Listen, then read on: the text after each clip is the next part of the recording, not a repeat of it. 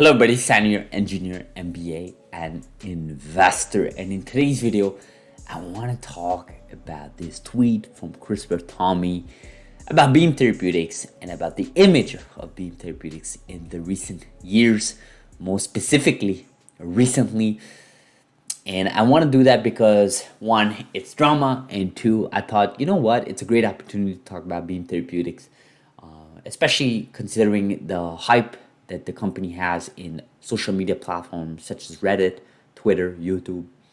So I do want to preface by saying I think Twitter is a interesting platform because as much as you can get a lot of education out of it, and I really think that is the case, and I think I speak out of experience there on my own that I've learned a lot from it.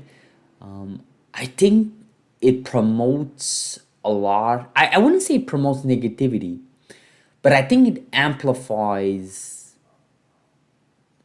the out of context messages, right? And the reason why I'm saying this is because think about it, right? On YouTube, you can't really post like few sentences or like a one word or 5 words to post. You can't do that. I mean, if you do that, no one's gonna pay attention. It's a video format. Video, you can't make a video of 5 seconds unless you're doing shorts. But even then, it's not really taken seriously, in my opinion. Same thing on Facebook. I mean, honestly, I don't even think people under 30 years old are using Facebook at all. Instagram, obviously, they're using Instagram. But Instagram, you post a picture and then you post a few words, but you're still posting a picture. And I don't think that's the same thing, right? And here on Twitter, and then Reddit also, Reddit, you have long formatted answers. I actually think no one takes any thread seriously. If you just post a few words in a thread, no one takes you seriously. I have never seen a thread on Reddit that has garnished a lot of upvotes based on just a few words. I've never seen that. I'm sure it's happened many times, but I think Reddit is known for long format. People write long sentences, paragraphs, well-written sentences. And I think on Twitter it's different, right? And on Twitter, what happens is people post these provocative words, provocative sentences, and it draws a lot of attention. People like it, people retweet it. And I'm not really, specifically talking about CRISPR Tommy's tweet here. Actually, I think this one is quite extensive, and that's why I want to talk about it. I'm just talking in general on Twitter. I think what happens is people post a few words, and it just promotes that type of environment where you can sort of say a few words to explain your thoughts and allow the audience to make up their own mind about it and garnish a lot of upvotes or likes, right, or retweets, which is crazy, right? Because no other platform promotes that in a sense, right? No other platform you can get away but just posting 1 or 2 sentences to describe a whole issue, right? Whether that's a social problem, whether that's a company, whether that's education. I just find it interesting, right? So, and plus it's Saturday, so I said, you know what, I'm just gonna ramble on this.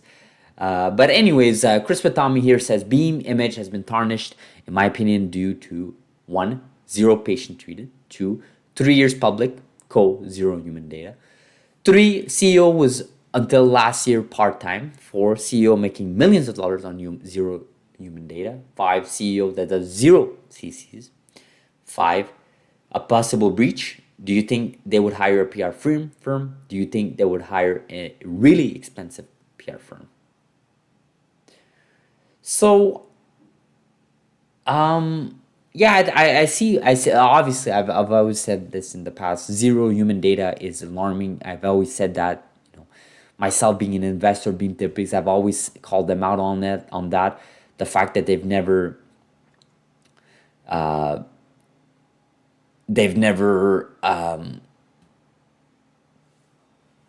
any clinical trial on any humans so far. I think it's quite disappointing considering other CRISPR companies that came after them in the public space in terms of IPO have actually those patients as we speak. So quite disappointed on that end. I wouldn't really say CEO was up until last year part-time. I understand this, the whole prime medicine thing, and I understand it. I don't think that's fair. CEO making millions of data on 0 human data. I mean, I don't know what to say about that. Yeah, I think it's an interesting tweet from CRISPR Tommy because one, CRISPR Tommy is extremely knowledgeable in the space. You guys know this. I've always had a high respect for Tommy there. I think he's done an amazing job for this community. And I'm actually referencing to his YouTube videos. I've learned a lot from them, especially when I actually started out looking into genomics and CRISPR. I think he was definitely the only one out there, and I actually think I'm the only one out there right now making daily videos, which is crazy when you think about it. But anyways, the point here is that I've agreed a lot with Tommy. I think I half agree with this tweet. I think the part that I agree with is the zero human data. I totally agree.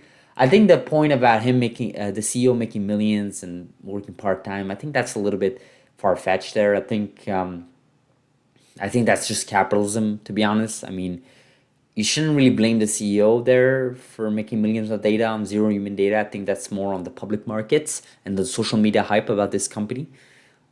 And people like me who invested in this company, right? And you too, Tommy, you've invested in this company as well in the past, and you know it. So whether or not you're invested now or not, it doesn't really matter. The point here is that I think the public markets decide who should be making millions of dollars. And clearly the CEO has made millions of dollars because the public markets have favored this company. So if anything, you should be blaming the public markets, which obviously is dumb to blame because you can't really pinpoint on anybody, right? So, but I agree that, this company here has been public for a while, for over 3 years, and they have zero human data. And it's quite alarming for a company that preaches about its technology. You would think that they would have at least dosed one patient.